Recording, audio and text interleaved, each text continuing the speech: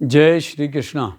जो आपने प्रश्न किया है कि भगवान मर्यादा पुरुषोत्तम का अयोध्या में राम मंदिर बनने से देश की स्थिति में क्या पड़ेगा प्रभाव।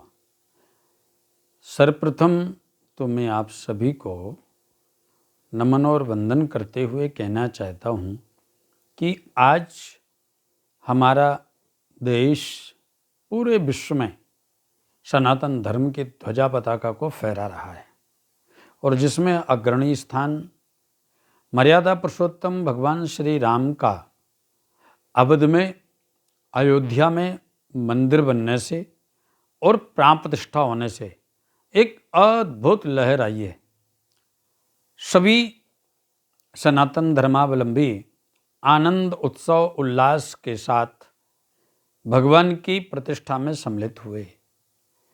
लेकिन आपने देखा होगा कि आज की युवा पीढ़ी सनातन धर्म को जानना चाहती है, सनातन धर्म को समझना चाहती है, सनातन धर्म के अनुसार जीवन जीना चाहती है। क्योंकि सनातन धर्म में सुख है, सनातन धर्म में शांति है, सनातन धर्म में समता है, सनातन धर्म में एकता है, सनातन धर्म में वसुधैव कुटुंबकम है। यह सर्वे भवन्तु सुखना सर्वे सन्तु निरामया सर्वे भद्राणि पश्यन्तु माँ कश्चित् दुख भाग भवेत्। सनातन धर्म की ध्वजा पताका फैल रही है। तो सर्वप्रथम तो क्या अंतर आएगा कि जो हम या हमारी युवा पीढ़ी भटक रही थी अथवा जिसके कारण युवा पीढ़ी में भ्रांति उत्पन्न हो रही थी, संशय उत्पन्न हो रहा था, संदेह उत्पन्न हो रहा था, वह संदेह संशय भ्रांतियों से निवृत्त होकर के सनातन धर्म को जीवन में अपनाते हुए अपने जीवन को और अग्रसर बनाएंगे। इससे इकोनॉमिक की स्थिति में क्या परिवर्तन आएगा।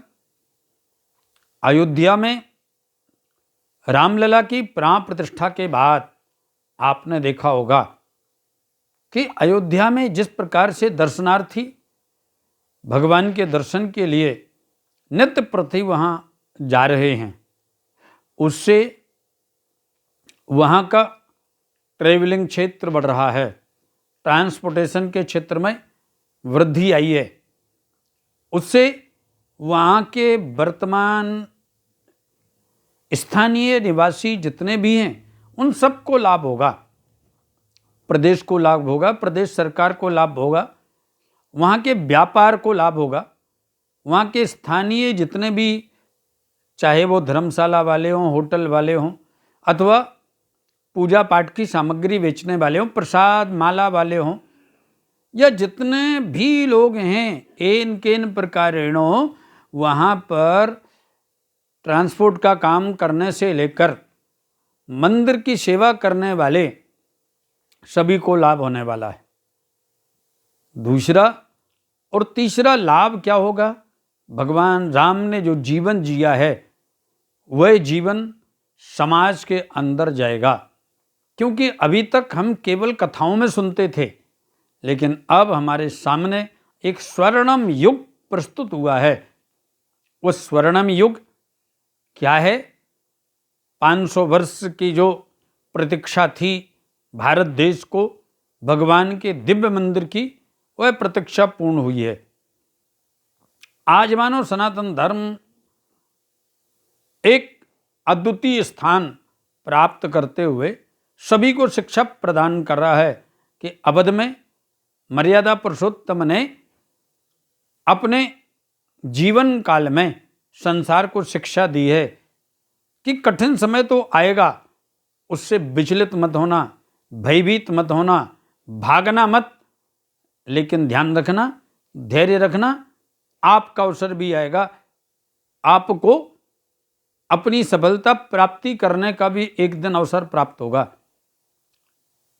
भगवान मर्यादा पुरुषोत्तम अपने जीवन काल में 14 वर्ष के लिए वन में गए, लेकिन कलयुग में 496 वर्ष लगभग 500 वर्ष का काल एक प्रकार से वनवास का जैसा काल रहा। वहां पर भी युद्ध हुए और यहां पर भी सनातन धर्मावलंबियों को प्रताड़ित किया गया। भगवान मर्यादा पुरुषोत्तम जब वनवास में थे तो राक्षस संतों को पीड़ित करते थे, यज्ञ को विध्वंस करते थे। उस काल में भी राक्षस धर्म को नष्ट करने का कुत्सित षड्यंत्र करते थे, और वही समय ये 500 वर्ष में देखने को मिला सनातन धर्म को नष्ट करने का, सनातन धर्म को भ्रष्ट करने का, सनातन धर्म को तोड़ने का। लेकिन मर्यादा पुरुषोत्तम ने पुनः वही अवसर प्रदान किया है। जैसे राम का राज्याभिषेक हुआ तो पूरे विश्व में एक आनंद की लहर फैल गई, वही अवसर पुनः प्राप्त हुआ है। तो देश में चाहे आर्थिक स्थिति हो उसमें बदलाव आएगा, धार्मिक स्थिति हो उसमें बदलाव आएगा, सामाजिक स्थिति हो उसमें बदलाव आएगा, तथा बौद्धिक स्थिति हो उसमें भी बदलाव आएगा।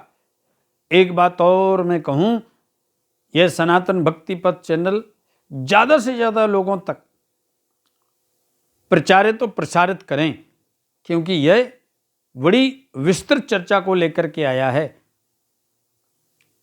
कि राम मंदिर के बनने से, प्राण प्रतिष्ठा अयोध्या में होने से, केवल अयोध्या में ही नहीं अपितु पूरे भारतवर्ष के कोने कोने में प्रत्येक व्यक्ति को सुख, शांति और आनंद की अनुभूति होगी। प्रत्येक परिवार में समता, सामंजस्य, एकता का समय प्राप्त होगा, सभी आनंदमय जीवन व्यतीत करेंगे। और अगर हम सभी रामलला के दिव्य चरित्र को पढ़ करके जीवन में उतारने का प्रयत्न करें तो फिर तो कहना ही क्या है। यह सभी अवसर हम सभी को प्राप्त हुआ है। जय श्री कृष्ण, जय श्री राधे।